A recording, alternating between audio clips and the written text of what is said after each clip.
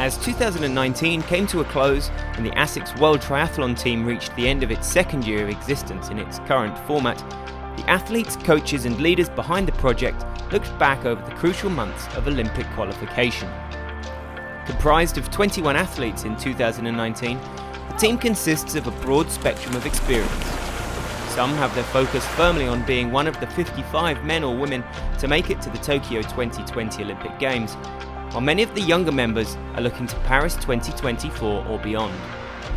Mick Delamotte was one of the lead coaches in 2019.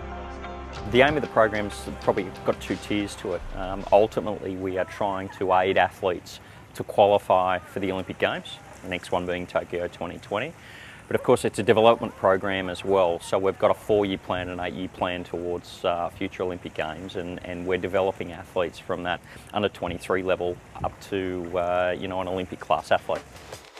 5 World Cups, Huatulco, Nur-Sultan, Karlovy Vary, Weihai and Tongyong formed the backbone of the year, specific events at which selected members could count on the financial, practical and coaching support at the heart of the ASICS World Triathlon Team. Ahead of the first race in Mexico, Coach Claudia Berestein reflected on the finer details and support that the program offers the athletes. It gives us an opportunity to travel with them, see how they are racing, the use of a mechanic, a lot of logistics. We're always going along with some bike that needs repairs, some medical issues sometimes. So this is like a good opportunity for them to get together, get to know other athletes, get to work with different coaches, and overall give them more resources. This guidance and support helped launch the career of Flora Duffy, a 2-time world champion and Commonwealth Games gold medalist.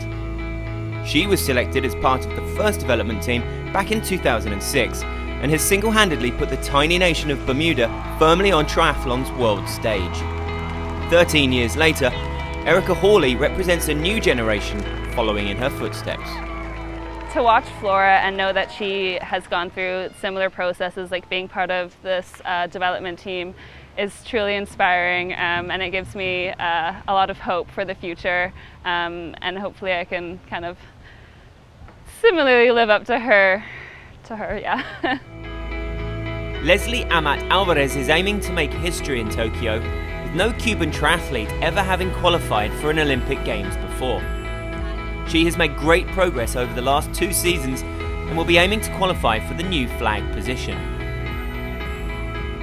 Chile's Diego Moya put himself on the map in Huatulco, delivering a brilliant top 10 finish that caught the attention of the sport development team selectors, who then added him to the roster in Tongyong. Diego Moya had a fantastic race, came out of the water today with Richard Varga, who's a known first-class swimmer, and Diego's got a massive future ahead of him, and he's come from obscurity essentially through a really underrated home program in Chile. My goal is to go to the Olympics, and with this team I really be positive with that, because with the support of the team and it's really different what I had used to have. So yes, one of my objectives is go to the Olympics and keep what Barbara Rivero did and try to do better. Moya would go on to put himself in a strong qualification position by the end of the year, thanks to a superb bronze and debut World Cup podium on a tough Antwerp course that underscored his merit on the team for Tongyong.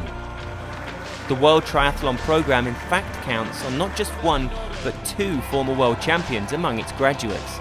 Sweden's Lisa Norden also having come through the programme en route to her 2012 title and Olympic silver in London. We were, I think, 4 athletes in the first event in Beijing. It was me, Kate Roberts, Flora Duffy and Marie Robbie. And all of these girls have gone on to do amazing things. I've been training with Katie for a lot of years, and now the last 2 years I've been training with Marie, and we were training next to each other, staying in the same apartment leading into the Rio Olympic Games, which is quite a long way down the road. And obviously Flora has been dominating the sport for the last couple of years. So it was that kind of core group, and we were all we were nobodies at the time. But we had that chance and opportunity, and I think we all took it, and it gave us the stepping stone to get into triathlon properly. In the Kazakh capital of Nur-Sultan, Iceland's Eda Hannesdottir had put herself in a great position until a small mistake set her back. But after just 3 years in the sport, the fact she is even able to think about Olympic qualification at this stage of her career has a huge amount to do with the support of the ASICS team. My dream is, to qualify for Tokyo, but I think I also have to respect that I'm really, really new to this. So just, being able to qualify after 4 years in any sport is like a good achievement, I think, and that's what I'm trying to tell myself, that I just have to be really proud of myself and knowing that I have done everything that I can to prepare the best that I can, and just really try to enjoy it and have fun with the racing, because it is really fun, even though it's hard, and I think that will show in the results eventually. For other athletes, the route to sufficient Olympic qualification points to reach Tokyo via the new flag pathway takes them down other routes. Nur Sultan was a key World Cup opportunity for Morocco's Badr Siwan, but he has also been focused on African Cup races. First place in the African Games in Rabat in the middle of the year also made him one of the faces to watch from the continent where, in large part, the sport of triathlon is still gaining traction. Today in the ASICS team, very good to learn, but I'm going to back to Morocco. I'm going to talk every guys and the federation for my experience here, and go to the development triathlon. This is very important for the development triathlon, not in the Morocco, in the Africa, but it's triathlon is for the world. It's not in the big country for the world. Estonia's Qaeda Kiveat is the only member of the current squad to have already been on an Olympic start line, 3.5 years ago at Rio 2016. She finished 2019 just outside the top 50 in the Olympic rankings and knows that a good run of results will get her to Tokyo. She also has a major added motivation: first-hand knowledge of the incredible Olympic venue, having competed at the test event in August. 15th place in Karlovy Vary wasn't quite the follow-up to her podium finish in the Czech Republic in 2018, but just a week after that Tokyo taster, she was still in positive mood. Yeah, it was great being in Tokyo last week. It was a very valuable experience to see the course and to see the conditions. And I felt actually better in that race. I felt like my performance was better too, and I think I got a lot of positives from that, and definitely a lot of things to work on during the less than a year we have now. So yeah, a lot of motivation for that period.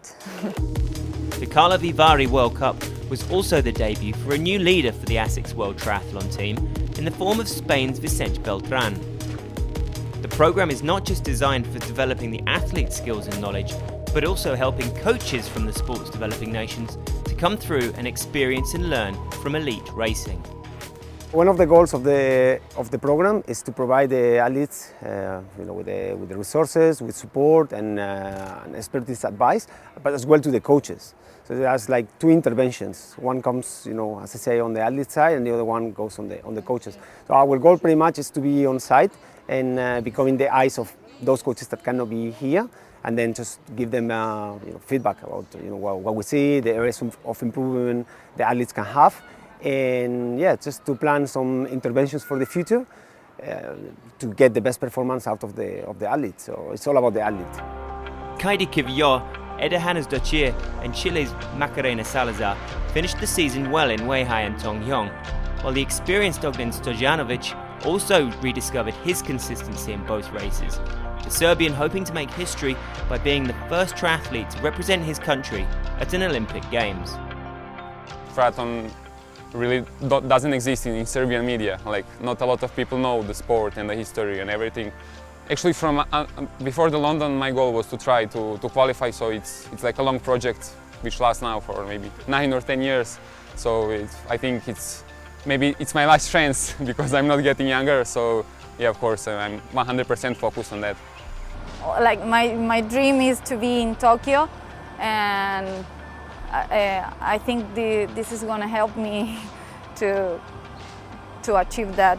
I have the biggest aspiration of an athlete can be, being at the Olympics, trying to do the best in the best races in the world and trying to have fun. I think that is the main goal for everybody.